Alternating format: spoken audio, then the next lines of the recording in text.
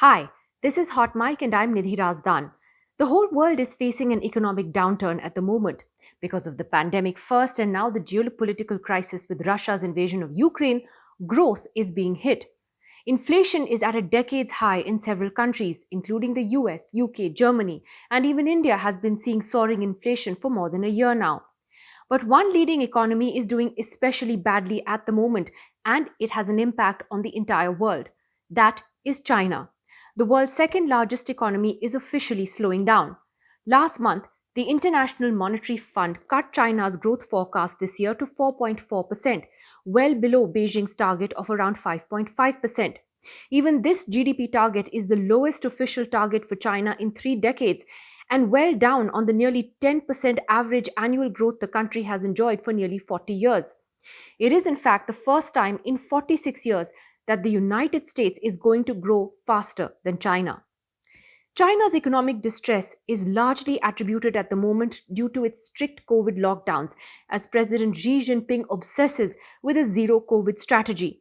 And now, even Chinese officials are officially worried.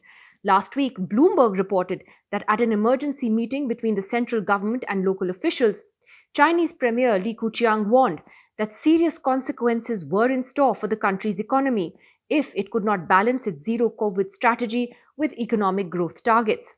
Now, official state media's account of these meetings were very different, obviously.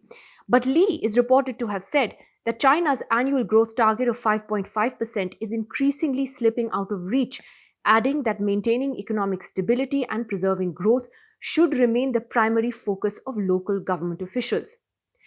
The problem is the COVID lockdowns in China's big cities and business hubs that has crippled their economy. This has forced many manufacturing factories to shut down. It's kept millions of people at home and caused a huge supply chain disruption which has affected the entire world. Economic activity has been throttled in cities like Shanghai, which is China's financial capital. It has been in the midst of a prolonged COVID lockdown. That has affected big companies like Apple and General Electric, who have warned investors about production and delivery problems and lower sales. In fact, Apple has said that the Chinese lockdowns could cost the company between $4 billion and $8 billion in lost sales because of supply chain problems. China's slowdown is hurting the world because not only is it a huge market for the world's goods, but also the center of much of the manufacturing that is at the heart of global trade. According to data released by the United Nations in 2020, China accounts for almost a third of global manufacturing output. And while China's economy expanded somewhat at the beginning of this year, data for March and April points to a sharp slowdown. And this slowdown is across sectors. For instance, if you look at car sales, that includes big names like BMW and Tesla. According to the Wall Street Journal, data released by China shows that Tesla sold only 1,512 cars made at its Shanghai plant in April, which was down 98% from the more than 65,000 cars it sold in March. Toyota has said it expected to churn out only 7 lakh vehicles in May rather than the 7.5 lakhs it had previously expected. But Xi Jinping's economic model is also being blamed for China's current crisis. The Economist has a detailed report on how the government's spate of regulations and fines have hurt China's dynamic tech industry, which contributes 8% of its GDP. There has also been a massive crackdown in the property sector, responsible for over a fifth of the GDP, which has led to a funding crunch. One reason why housing sales fell by 47% in April compared to a year earlier. So the question is, can India take advantage of the situation and truly emerge as an alternate manufacturing hub for the world?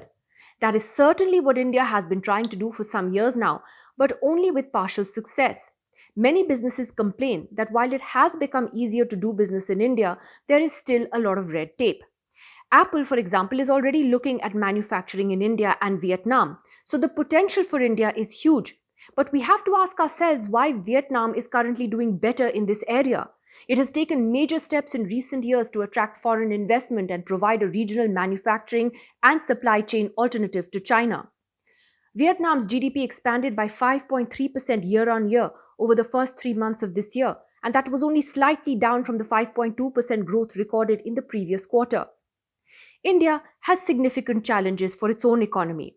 Moody's has lowered the calendar year 2022 growth forecast for India to 8.8% from its March forecast of 9.1%, while maintaining the country's 2023 growth forecast at 5.4%.